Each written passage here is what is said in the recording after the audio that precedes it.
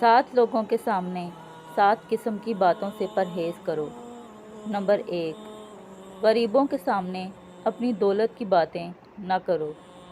Number 2، بیمار کے سامنے اپنی صحت و تندرستی کا قصیدہ نہ پڑھو۔ نمبر 3، کمزور کے سامنے اپنی طاقت کا اظہار نہ کرو۔ نمبر 4، قیدی کے سامنے اپنی آزادی پر فخر نہ کرو۔ نمبر 5، رنجیدہ افسردہ کے سامنے اپنی خوشحالی کا اظہار نہ کرو۔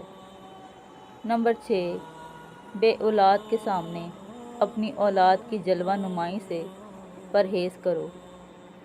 نمبر 7، یتیم کے سامنے اپنے ماں باپ کی گفتگو سے گریز کرو۔